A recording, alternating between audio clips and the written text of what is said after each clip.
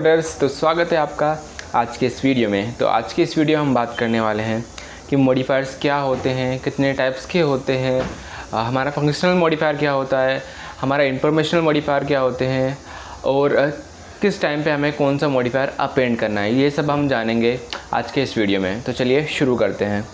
अगर वीडियो आपको हेल्पफुल लगे तो वीडियो को लाइक ज़रूर से कर देना है। अभी देख लेते हैं कि मॉडिफायर्स क्या होते हैं। ठीक है, तो मॉडिफायर्स हमारे क्या होते हैं। मॉडिफायर्स हमारे 2 डिजिट कोड रहते हैं जो कि हमारे या तो नंबर हो सकते हैं, न्यूमेरिक हो सकते हैं, या फिर हमारे अल्फ़ाबेट वाले हो सकते हैं। ठीक है, तो जो हमारे न्यूमेरिक कोड्स रहते हैं जैसे कि हमारा 24, 25, तो ये हमारे मोस्टली क्या CPT मॉडिफायर्स रहते हैं। ठीक है, इनको हम CPT मॉडिफायर्स बोलते हैं। और जो हमारे अल्फ़ाबेटिक मॉडिफायर रहते हैं जैसे हमारा LT, RT, तो ये हमारे क्या रहते हैं, ये हमारे रहते हैं HCPCS लेवल 2 मॉडिफायर्स रहते हैं। ठीक है, तो इनको हम HCPCS लेवल 2 मॉडिफायर्स कहते हैं। अभी होता क्या है कि अब मॉडिफायर्स का रोल क्या रहता है तो मॉडिफायर्स हमारे क्या करते हैं, मॉडिफायर्स हमें एडिशनल इन्फॉर्मेशन प्रोवाइड करते हैं हमारे प्रोसीजर, सर्विस या फिर हमारे सप्लाई के बारे में। ठीक है, जो कुछ भी हमारा प्रोसीजर या फिर सप्लाई, जो भी हमारी सर्विस परफॉर्म हो रही होगी, ठीक है, उसके बारे में विदाउट चेंजिंग, मतलब ये हमारा जो है कोड का डिस्क्रिप्शन उसको चेंज नहीं करेंगे, बजाय इसके ये हमें क्या करते हैं, एडिशनल इन्फॉर्मेशन प्रोवाइड करके देते हैं। ठीक है, तो ये हमारे क्या होते हैं, मॉडिफायर होते हैं। अभी होता क्या, अभी नेक्स्ट देख लेते हैं कि हम है ना एक हमारा जो कोड है उसके साथ में हम ना मोर देन वन, मतलब एक से ज़्यादा मॉडिफायर अपेंड कर सकते हैं अकॉर्डिंग टू द सिनेरियो। ठीक है, अभी इसके अलावा ना मॉडिफायर्स को 2 टाइप्स में क्लासीफाई किया गया है। एक है हमारा फंक्शनल मॉडिफायर्स, एक है हमारे इंफॉर्मेशनल मॉडिफायर्स।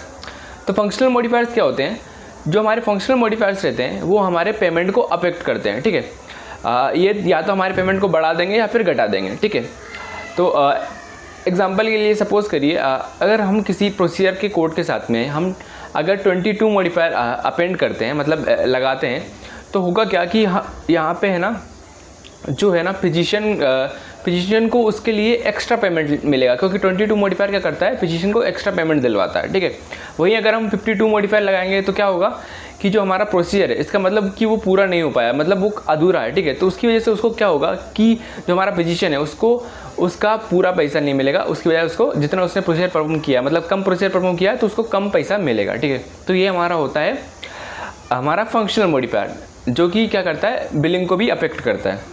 अभी नेक्स्ट हम देख लेते हैं हमारे इंफॉर्मेशनल मॉडिफायर के बारे में। तो इंफॉर्मेशनल मॉडिफायर क्या रहता है कि हमारा जो इंफॉर्मेशनल मॉडिफायर है वो हमें इंफॉर्मेशन प्रोवाइड करवाता है हमारे प्रोसीजर के बारे में, या फिर हमारा जो सर्विस है, या फिर हमारा जो भी हमारा हो रहा है सप्लाई, उसके बारे में।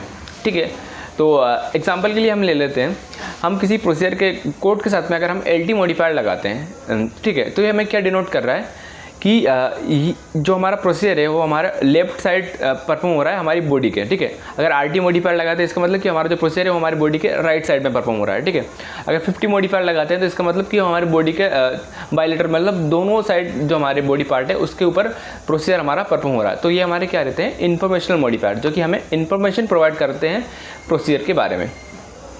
ठीक है, अभी अगर हम सीक्वेंसिंग की बात कर ले कि अगर आपको सिनेरियो में एक से ज़्यादा मॉडिफायर अपेंड करना रहे और यहाँ पे आपका एक फंक्शनल मॉडिफायर रहे है और एक हमारा इंफॉर्मेशनल मॉडिफायर है, तो आप किसको पहले सीक्वेंस करेंगे। ठीक है, तो हमेशा हम सबसे पहले हम अपना जो फंक्शनल मॉडिफायर है उसको पहले अपेंड करते हैं, देन हम अपेंड करते हैं हमारा इंफॉर्मेशनल मॉडिफायर को। ठीक है, क्योंकि हमारे जो फंक्शनल मॉडिफायर है वो हमारे पेमेंट को अफेक्ट करते हैं, इसलिए हम उन्हें हमेशा पहले अपेंड करते हैं। अभी हम आगे देख लेते हैं 22 मॉडिफायर के बारे में। तो हम एक एक करके आप क्या करेंगे, मॉडिफायर्स को देखेंगे। तो हमारा सबसे पहले है यहाँ पे 22 मॉडिफायर। तो 22 मॉडिफायर का डिस्क्रिप्शन क्या है, इंक्रीज्ड प्रोसीजरल सर्विस। ठीक है, तो होता क्या है 22 मॉडिफायर में कि अगर हम किसी प्रोसीजर के जो कोड है उसके साथ में अगर हम 22 मॉडिफायर अपेंड करते हैं तो होगा क्या कि फिजिशियन को एक्स्ट्रा पेमेंट यहाँ पे मिलेगा। अब वो होता क्यों है, ठीक है, तो कभी कभी होता क्या है, क्योंकि कि कुछ ऐसी कंडीशन बन जाती है जहाँ पर कि फिजिशियन को एक्स्ट्रा टाइम, एक्स्ट्रा एफर्ट या फिर एक्स्ट्रा एबिलिटी या टेक्नोलॉजी का यूज़ करना पड़ता है, ठीक है, मतलब वो एक्स्ट्रा एफर्ट यहाँ पे लगा रहा है, ठीक है।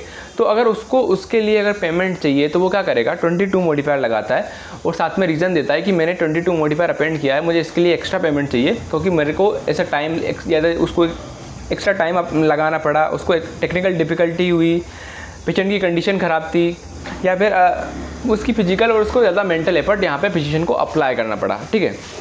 तो वो क्या कर सकता है, 22 मॉडिफायर यहाँ पे अपेंड कर सकता है।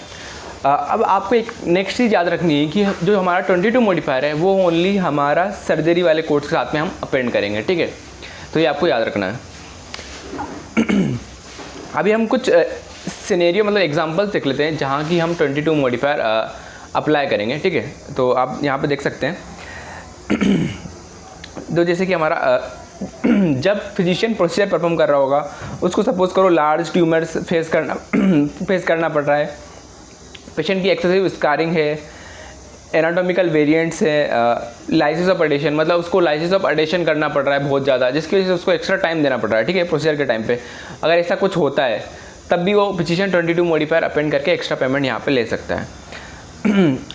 अभी नेक्स्ट यहाँ पे हमारा excessive intra operative blood loss, अगर उसका प्रोसीजर के टाइम पे एक्स्ट्रा ब्लड लॉस अगर हो जाता है तो यहाँ पर भी उसके मैनेजमेंट के लिए यहाँ पे फिजिशियन 22 मॉडिफायर अपेंड कर सकता है। यहाँ पे नेक्स्ट है सिग्निफिकेंट ट्रॉमा। यहाँ पे उसको मतलब ट्रॉमा हो गया है जो एक्सटेंसिव है, जिसकी वजह से ना फिजिशियन को एक्स्ट्रा यहाँ पे मैनेजमेंट के लिए एफर्ट लगाना पड़ रहा है, तब भी वो जो फिजिशियन है 22 मॉडिफायर अपेंड कर सकता है। नेक्स्ट मॉर्बिड ओबेसिटी, ठीक है, पेशेंट को मॉर्बिड ओबेसिटी, ठीक है। तो जब पेशेंट को मॉर्बिड ओबेसिटी है, ठीक है, तो यहाँ पे फिजिशियन को एक्स्ट्रा एफर्ट लगाना पड़ेगा, जैसे कि उसका फेट, मॉर्बिड ओबेसिटी में फेट पेशेंट का बहुत ज़्यादा रहता है, ठीक है।